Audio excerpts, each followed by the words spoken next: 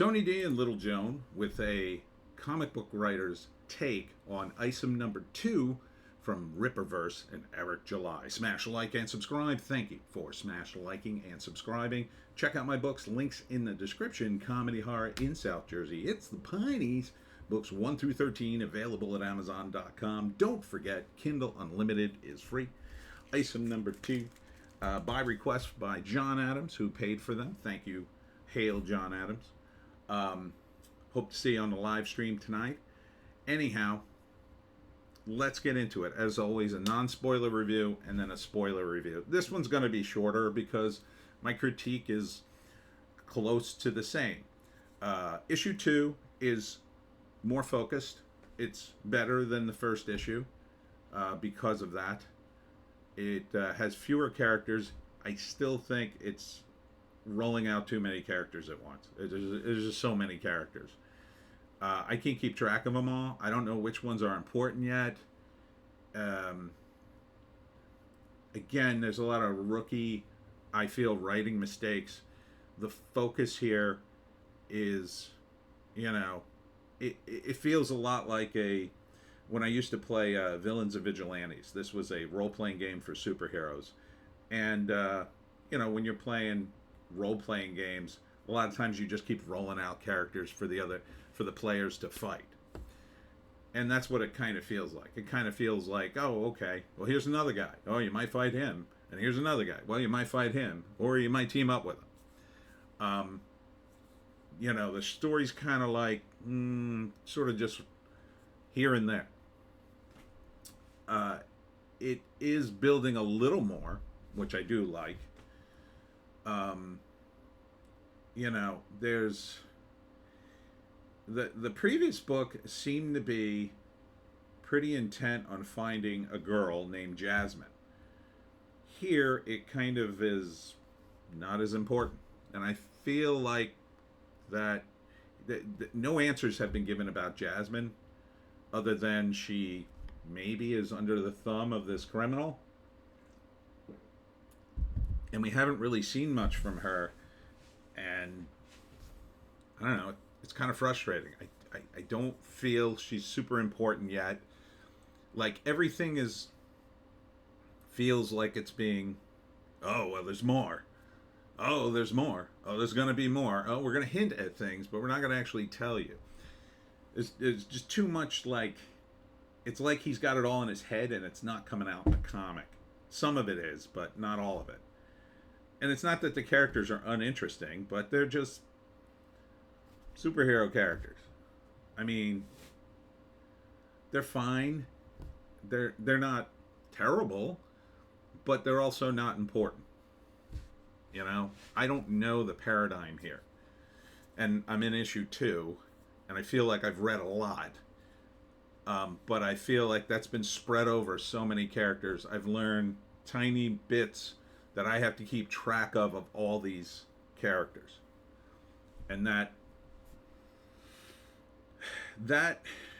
look, in the early days of Marvel and DC, they roll out whole issues with characters. And that sort of format where all these disparate characters eventually came together worked, because if you read a whole issue of Iron Man, it was mainly just about Iron Man. If you read a whole issue of the Fantastic Four, it was mainly just all about the Fantastic Four. Here, Isom is also about, these other characters that keep getting introduced, and I keep going, okay.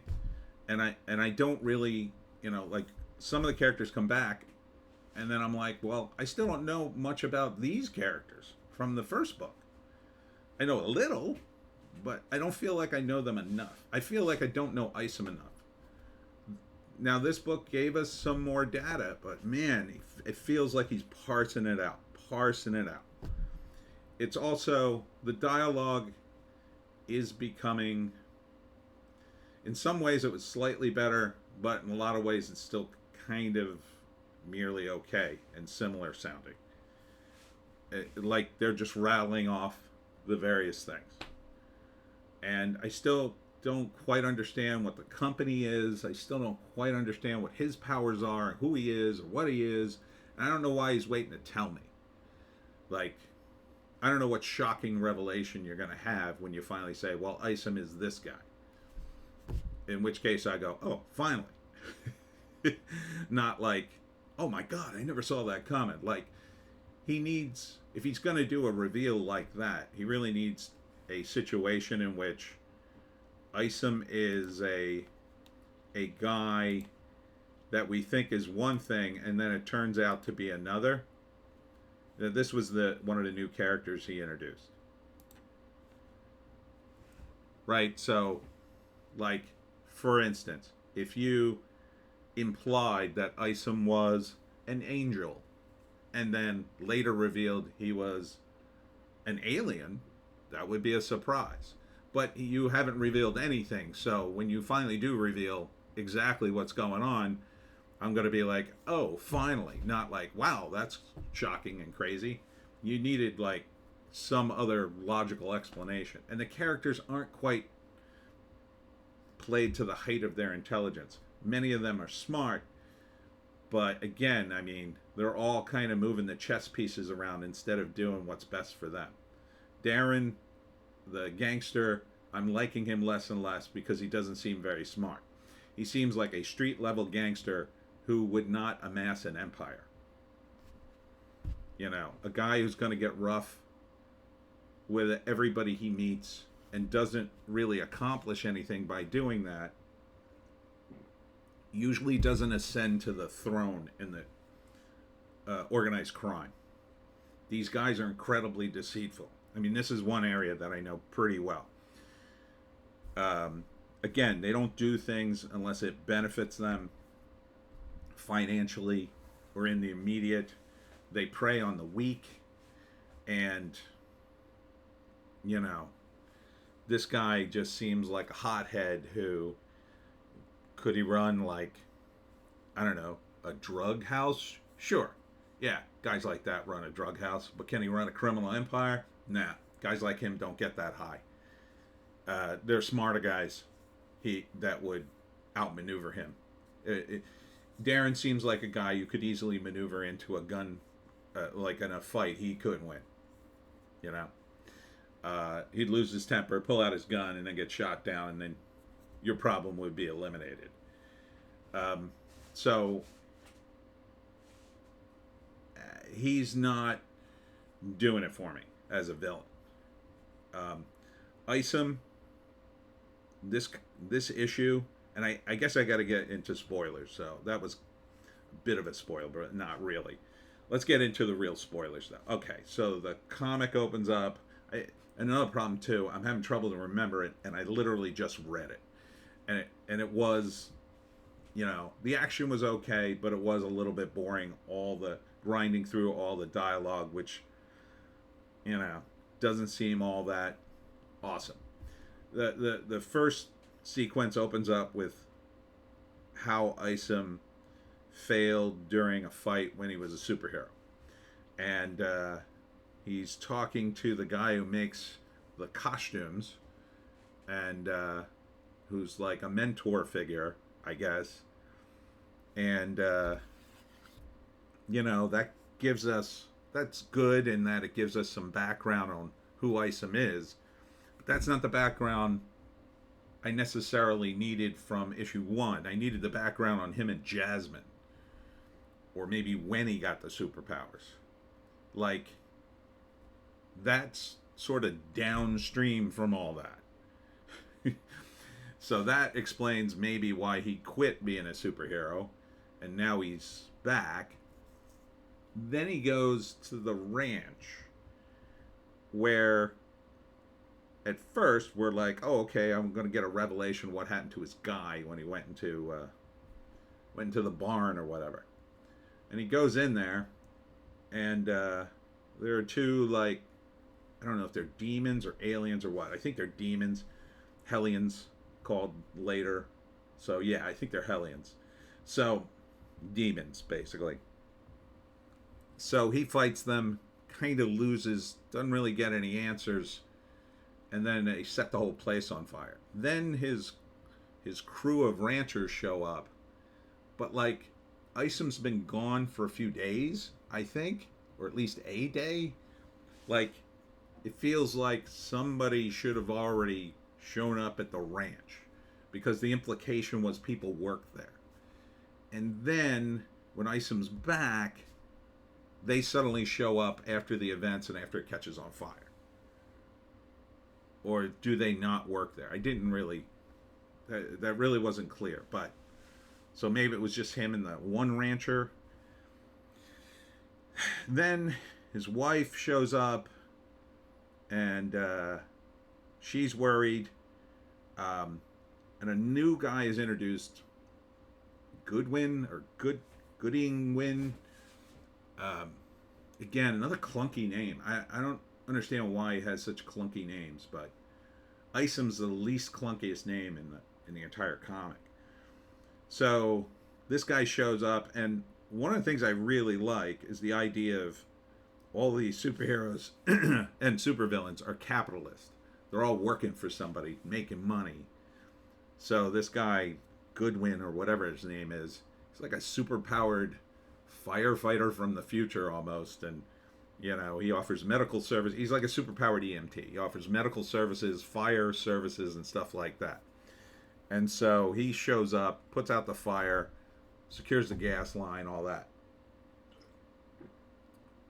So that guy's kind of neat. I mean, you could do stuff with him. It's a different tact on the superhero. So these are good ideas. And even the rollout of him is fine, but the comic's not really about him. It's supposed to be about Isom, because it's called Isom. But, so alright, here's another guy. I don't think it was enough of an introduction that people would read that and go, man, I want to see a whole issue of him. It would have had to have been, if you're going to do that, the way they would do that back in the day is you would have Isom, the whole book would be about Isom and him, right? But I guess they're not going to do a book about him, but that was kind of interesting, I guess. So then the fire's out,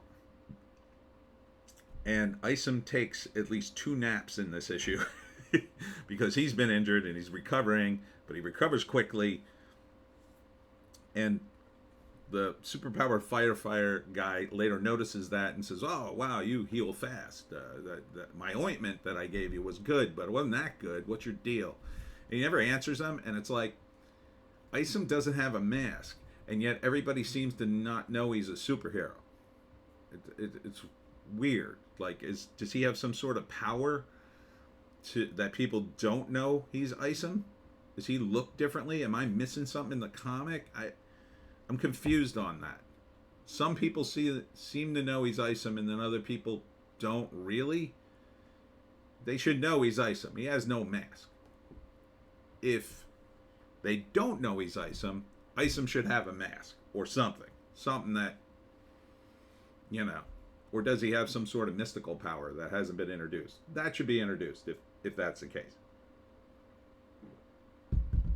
So he gets together with the wife of the rancher who's missing, goes to Goodwin's fortress or whatever, super high tech. Again, kind of interesting. And she faints because she's all overwhelmed that her husband's missing. And that is her character. She's a little too hysterical. So the firefighter guy sends his robots to take care of her while him and Isom talk. And he says, go to this place. My friend will help you. Isom says, okay. So he gives him this ticket or whatever it is. Isom drives out there in his truck, complaining that he doesn't have a cool superhero thing. And then a mystical castle appears, and then this is going to be their witchy character, the other character I showed in this. There's Eric, who's some sort of wizard, right? And that's fine. I mean, it's not, out of the realm of comics.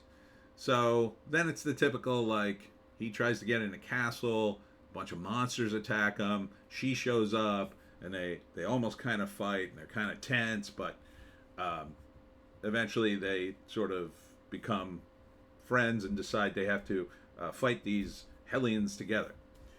Okay. Now, normally, I mean, it's classic comic heroes meeting for the first time kind of thing. I don't mind it. It's been done a million times. I don't mind it. I mean, it's been missing from comics for a long time, so kind of feels a little. I think it would feel a little newer to people in current day. But the problem is, again, you're introducing so many characters. There's so much going on here. You might want to just let that trope go and just get to the meat of it. Just have them show up and maybe see a monster and go, whoa, and then back off, Brimstone. This is, he has a ticket, obviously he belongs here, or whatever. I don't know, it was like a golden cell phone or something. So then he and the witch team up. I forget her name. She had a long name, like a weird cowboy hat. And then they go to save his employee, and there's a million of these things up in the caves, and they fight them, and they just barely kind of fight them and save them. Which, that was better than the first issue. There was some amount of closure there. It just seemed like going off on a tangent now. You know? One that it's like, so since the beginning, Isom has been, you know, and it started very low key in the first book. Like, he gets a call from his friend, oh, you got to check on Jasmine. So he goes to the city. He's involved with Jasmine, trying to save her, gets mad at Darren, fights his goon to a tie, essentially, twice. And now he goes all the way back to the ranch, only to get caught up in something completely different. You know, it's a lot. It's a lot to process. I got to juggle these two stories because neither one of them are finished. And I've read 2 full issues of this thing. That's a lot of not closure. The only closure we got is, well, his employee is saved. He was kidnapped by the Hellions, and now he's been saved. And I think there's going to be more in the next issue. But again, would I buy it? No. It's $20. It's a lot of comic, but you know, it's not. It's just all over the place. It's got too many ideas. They're not paying off. You know, it's going to need another 4 or 5 issues just to get your brain wrapped around all the concepts here. And if he keeps this pattern up and he keeps introducing more characters, that's going to be completely unwieldy. He needs to, I think, focus on one guy, Isom, at least initially, so we have a clear idea of who he is, why he does what he does, what his deal is, and maybe introduce a few side characters and then slowly ramp it up. The devil's in the details. But if those details are just throwing everything against the wall, it's too much. It's overload. I have detail overload. I have too many stories in my head. I have too many characters in my head. I can't remember their names. They're not short and snappy and full of cadence. They're kind of clunky. Some of the names and phrases, you know, there's a fictional city. I have to remember that. They introduced some wrestling character, runs a show. I don't know why he was introduced. You're just introducing tons and tons of characters. I'm overwhelmed, but not in a great way. Like, I'd like to be overwhelmed with emotion and be like, wow, this was an amazing story. Instead, I'm just overwhelmed. There's just too much of this. He needs an editor, like a good editor, to say, okay, you got a lot of ideas here. Which ideas are important? Well, let's stack them up, make them a priority, and then if there's time, we can introduce these other guys, or we can mention them as your main story goes forward. I think why this issue worked better than the first issue is it got away from the city, which didn't feel all that real. It didn't feel like a city.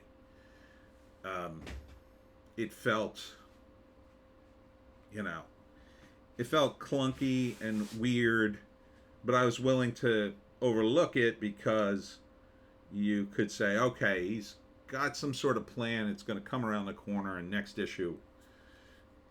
No, he's going way around the mountain so far that I don't know when he's going to get around the corner. And now I'm kind of exhausted.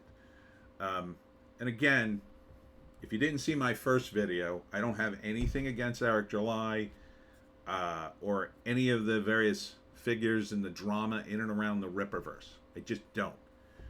One of my live stream people bought me these comics to review. I just want to make it clear that I'm not here to rip down Eric July. I think what he did was very impressive, raising all that money. But the problem will be if there's not a good payoff on his comics, people will eventually get tired and just kind of walk away. They're not going to be mad. They're just going to be like, yeah, I bought a few issues. It was okay. He needs to focus on something that's really good, and I still, my advice would be don't introduce any new characters in the next book. Just don't. Focus on Isom, tell us who he is, how he got his powers, and then, do a story from beginning to end. And I would wrap up the Jasmine story. I talked about in one of my videos, John Ostrander, how he did a 50 issue callback for story arc with Grim Jack, and it was fantastic. It blew me away. It feels like Eric is attempting to do that right out the gate in issue 1 and set up all these things so it will pay off way down the road, but it's too far. It's too much of a setup. It's too much of a juggling thing. It's kind of like, I always say a story is like building a house. Like a screenplay is like you're an architect for the house, and you put together all these things and then you build the house. But if you don't have a good foundation, the house will collapse. He's trying to build a good foundation, but it's so big he hasn't started on any of the walls. He's just it's just an endless foundation. It's like he bought a piece of property, and the entire piece of property is being expanded constantly to add more potential foundation.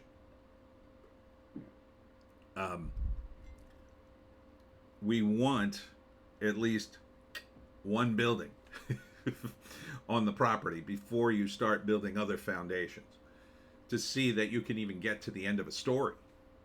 It can't be an endless tease of what's to come,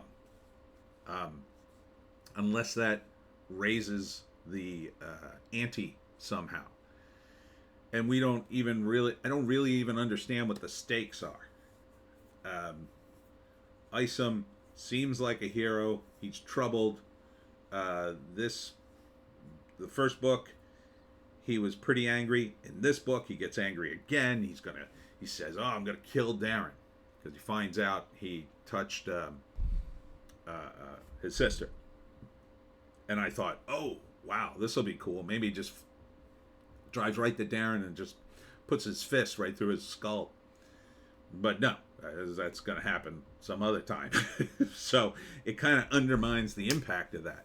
When you have a scene where he goes, I'm going to kill him, you would think he's a hothead, and he would get in his truck, drive right to Darren's, run over his goons, and just say, nothing's going to stop me. I'm going to blow this guy away, or whatever, or kill him. I'm not sure how he would even do that, because again, there's all these various elements that would conspire to probably stop him. So it's probably a bad idea to put that moment in the comic at all, because it can't pay off, right? So you're kind of enticing me like, oh, okay, he's going to get in the car and go kill Darren. No, he doesn't do that.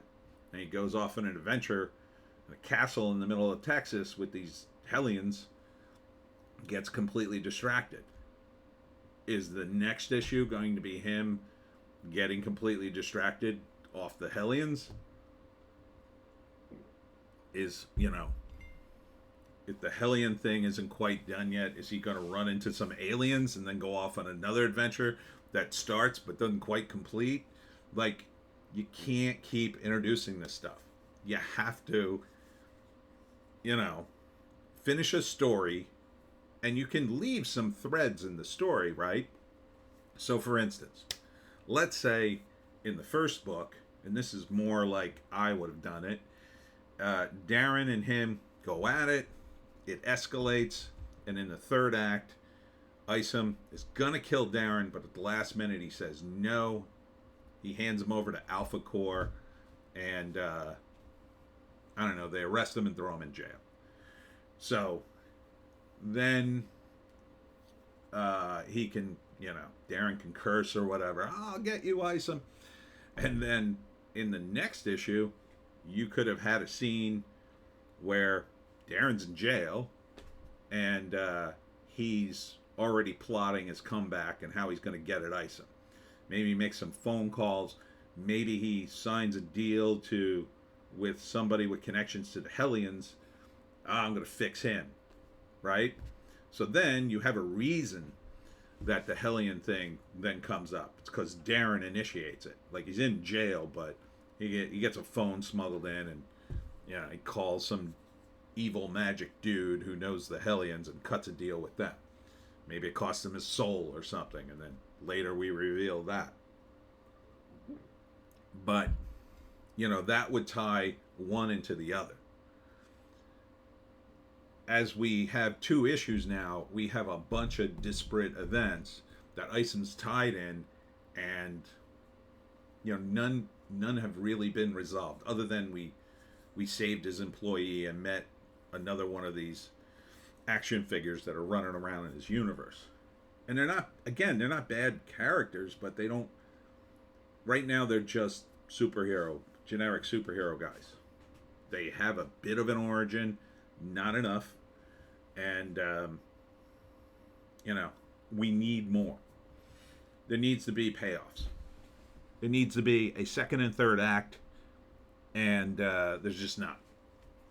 So I wouldn't read any more Isom personally, because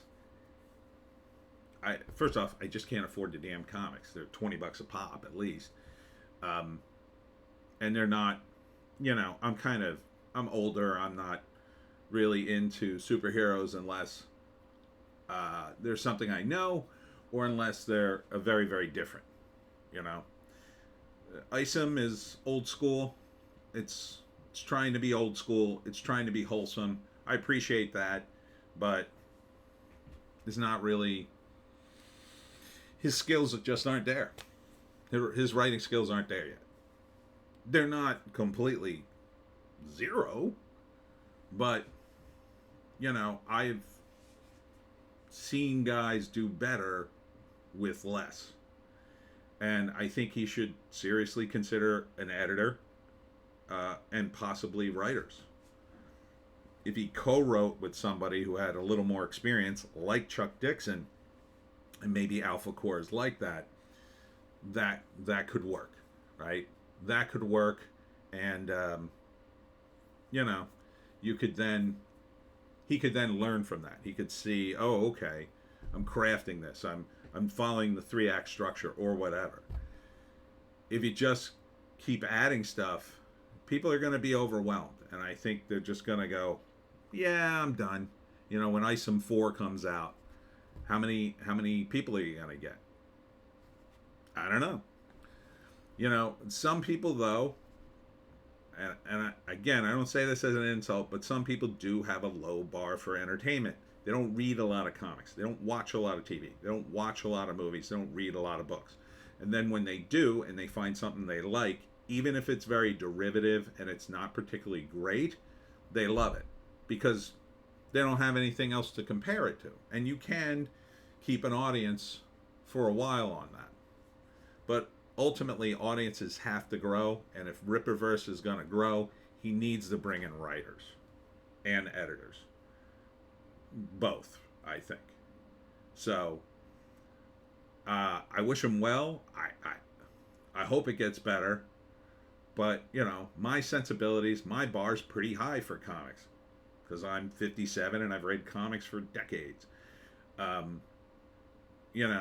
Maybe for kids, it's relatively kid friendly. I didn't really see anything too gruesome in this. Um, so on that score, it could be okay. So maybe if he markets to kids and gets a lot of kids involved, they could be cool with it. But even that, you still gotta he's still got to get better at writing, or he's got to bring some guys in, let them learn from them, learn from better writers, and take that and again, Isom, it isn't a totally dead fish, but it needs improvement. If he keeps going like this, he's just gonna, I think, burn out his audience till they go, there hasn't been any payoffs. It's just one endless foundation. So, good luck, Rippaverse. I am rooting for you. I'm not trying to be negative. I'm not trying to be a hater or anything like that. I think his money raising was impressive, but I think if he wants to do old school Marvel comics, he needs to do monthly floppies. He should have taken that $4 million and done monthly floppies if he could have raised it for that. That would have been a different animal, I think. If he wants to do publishing and crank out comics every month, if he was cranking out, let's say, I don't know, 4 issues every month, like a comic a week, and each one was a different superhero in this universe, and it was jumping from one story to the next, maybe this technique could work of just throwing all this stuff out there, because you could pay off some things while new stuff comes in, and it could keep going like that. That's closer to what Marvel did, but they had longer comics, they had a bigger audience, and they tended to have pretty decent sized floppies for the time. So if he goes down that road, maybe, but I don't think that's financially feasible at the rate he's going. Maybe he parlays this into a movie or a TV series, and then the screenwriters and TV guys come in and say, "Oh, well, you got to do it like this, so we can get from point A to point B in the TV series." I mean, it's probably popular enough for that, and even this animation here is, it's actual animation for the trailer. So, before people kind of burn out on it, yeah, it'd be fine to do, a TV series, a short series, like what's its name, Invincible, right? And that's the way you can pitch it. Well, what is this? Oh, it's like Invincible, only that main character's black or whatever, right? And I'm not saying that's a slam against Invincible or a slam against Isom, but that's the way these guys pitch things in Hollywood. Everything's just, the shorter, quickest explanation is the best for them. Same thing with a movie. Like, what is this? Oh, he's kind of like a superhero, like Superman, but, he's black and there's differences and he's got different powers. But the religious angle, I don't know. Maybe it could work for something like Daily Wire, right? They would like it because it's wholesome, and maybe the religious angle would work. Something like Angel Studios, maybe he's even talking to them. Who knows? But as a comic book, it's okay. So thanks for tuning in. I wish him well. We'll see you in the next one.